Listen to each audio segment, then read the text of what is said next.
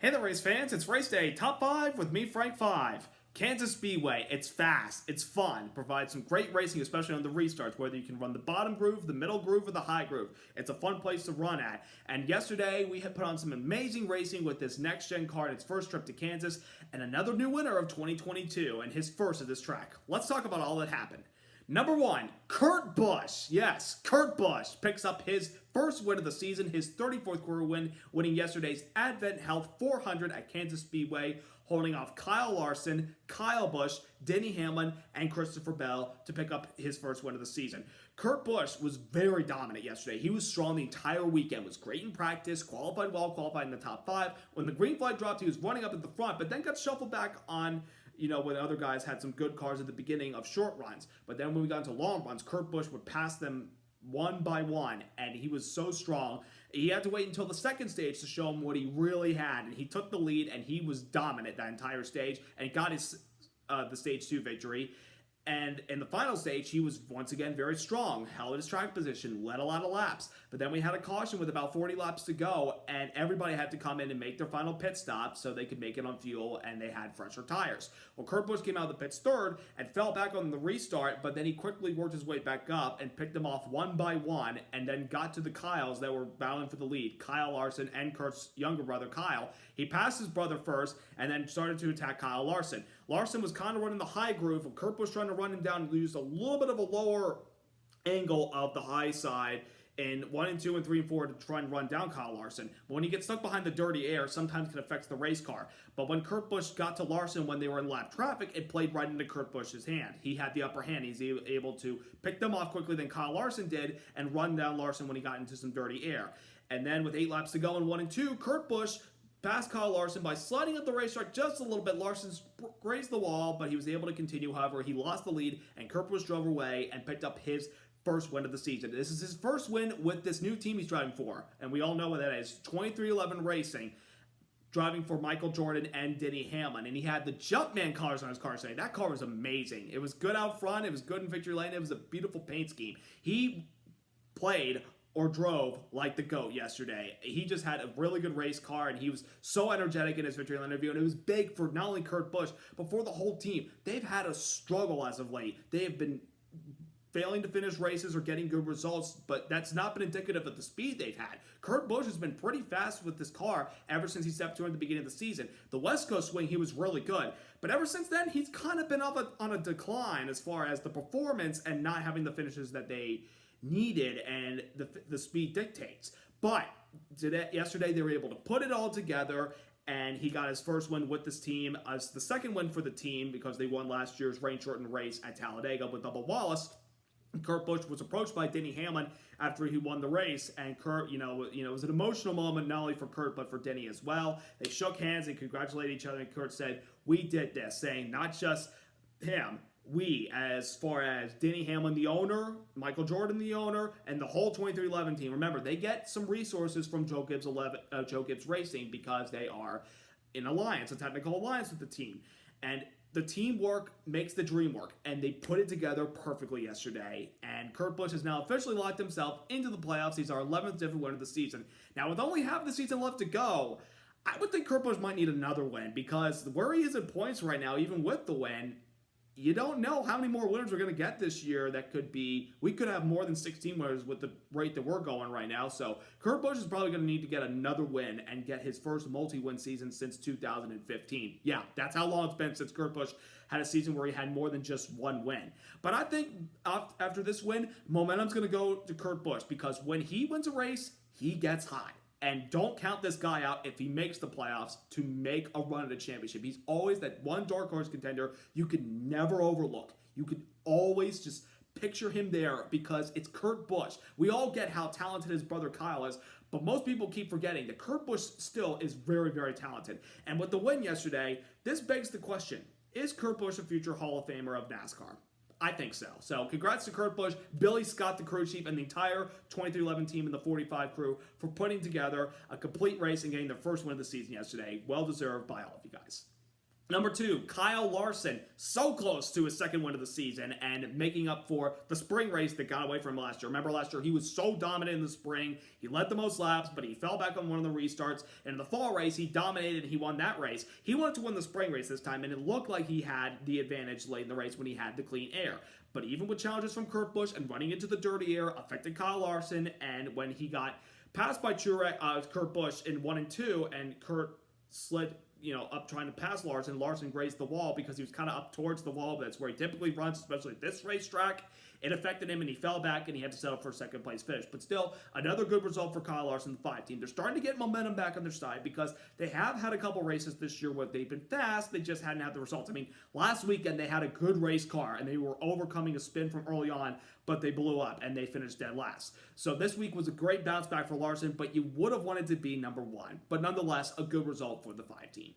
Number 3, the Toyotas. Not only was it a great day for Kurt Busch, but Toyota in general. All the Toyotas in the Cup Series finished inside the top 10 yesterday. That's a massive round of applause for that manufacturer for putting all their cars in the top 10. They all had their stories yesterday. Kyle Busch, really strong in stage 1, won the first stage, but then he had a pit penalty at the beginning of stage 2 and had to, or I think stage 2 or 3, he had to restart the tail end along his line because he was caught for speeding. But he worked his way back up there, and he got in position to try to win the race late, but he just wasn't as strong as his brother or Kyle Larson. But nonetheless, a good race for Kyle Busch and a great week for Kyle Busch as he and his wife Samantha welcomed their new baby girl through their surrogate to the world. And little baby Busch, she is so adorable. And Brexton was crying when she came home, and he got to hold her in his arms. Now an older brother, and I send my congrats to Kyle and Samantha and Brexton on the new arrival of their new baby girl, and they're going to be, once again, they've raised Braxton to be a charming young man. I'm sure they're going to raise their little girl to be a charming young lady one day, so congrats to you guys. Denny Hamlin, obviously winner as an owner for Kurt Busch, but 4th place finish for them is a big win, and the reason I say that is because this is their second top 10 of the season. Their other top 10 was their win at Richmond, where they won on tire strategy. Ever since then, it's just been nothing but bad luck after bad luck after bad luck for that 11 team. They've had the speed in their cars. Last week at Darlington, they were so good in the final stage. I felt like they're going to run away with this. They're going to get their second win and get momentum back. But on one of the late race pit stops, they had problem with the the tire changing gun where the button malfunctioned, and they had a slow stop with their pit stop. They restarted in the middle of the pack, and they got caught up in that last caution of the race and that big wreck on the backstretch that included his 2 drivers, Kurt and Bubba. So Denny Hamlin to bounce back, and he had to bounce back from adversity with 2 pit road penalties yesterday, and he had to overcome all that to get a 4th place finish. That's a great drive by Denny. Christopher Bell, who picked up his 3rd pole of the season, had a really solid run at the beginning of the race yesterday, fell a little bit back to 10th, but pretty much stayed around the top 5, top 10 for the majority of the race, and he deserved to finish where he did in 5th place. So good job by the 20 team.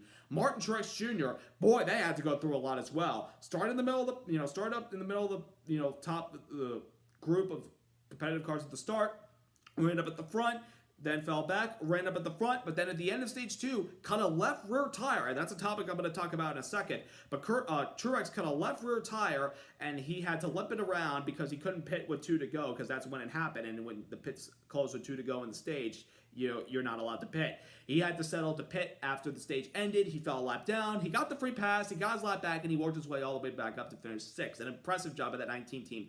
And Bubba Wallace picked up his 2nd top 10 of the season since his runner-up finish at the Daytona 500. Yeah, it's been that big of a struggle for Bubba lately. I mean, they've been trying to get some results, and they had a good race car yesterday. Like Kurt Busch, Bubba was really good.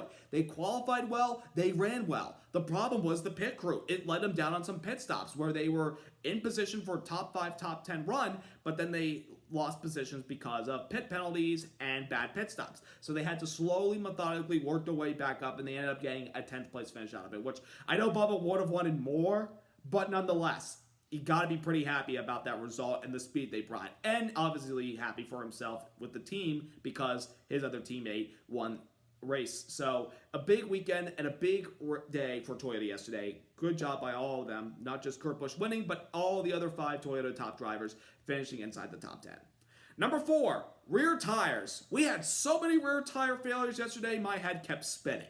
I mean, tire failure after tire failure after tire failure. But it happened in practice. It happened with Kurt Busch and Joey Logano during practice, and both of them had to go to backup cars and didn't get to qualify.